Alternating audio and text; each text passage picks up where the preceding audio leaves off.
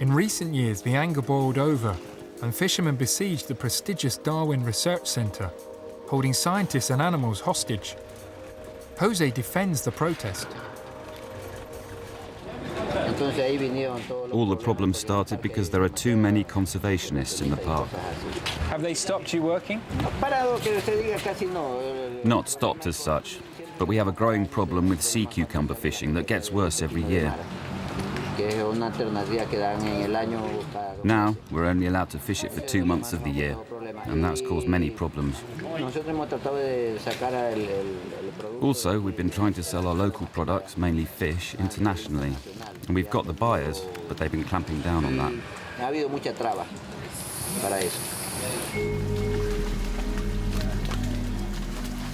The angry fishermen confined 30 scientists and several rare tortoises to the Darwin Centre for 4 days and refused them any food or supplies. You were holding people there, almost holding them hostage then, and the tortoises as well? It took place at the entrance to the park. A net barricade was put up by the gate. They didn't even try to leave. They wouldn't have been able to do so because of the people outside. There were 10 times more of them.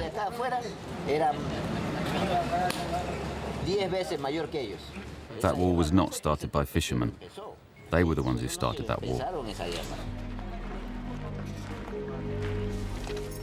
The gang of disgruntled fishermen came here to the Darwin Centre, wielding machetes and knives, and threatened to kill Lonesome George, one of the best-known residents of the Galapagos. So we've come to see Lonesome George, who's really perhaps the most famous of the tortoises here. Oh, there he is! He's huge! Hello, George. George is an 80-year-old giant saddleback Galapagos tortoise, and the last of his kind. Since 1972, the Darwin Centre has been trying to save his subspecies by encouraging him to mate. But poor old Lonesome George has always resisted.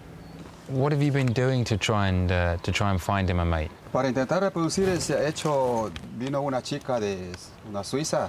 So that he can reproduce, a girl came from Switzerland. So that the tortoise can learn to be friendly with people, because he was very timid. Era muy tímido a las personas. You're actually talking about a human, are you? A human, yeah. A human being? A human Swiss girl, yeah.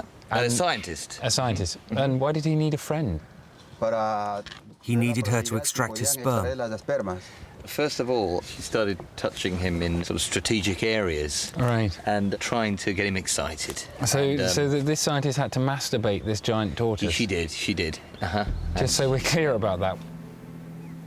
When the Swiss scientists failed to produce the goods, 2 female tortoises were moved into George's pen. But that was more than 14 years ago. Well, I'm just on my way to see one of the ladies who George has rejected.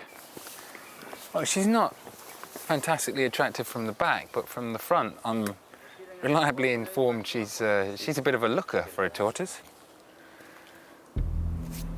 He's the last of his kind. Aren't you?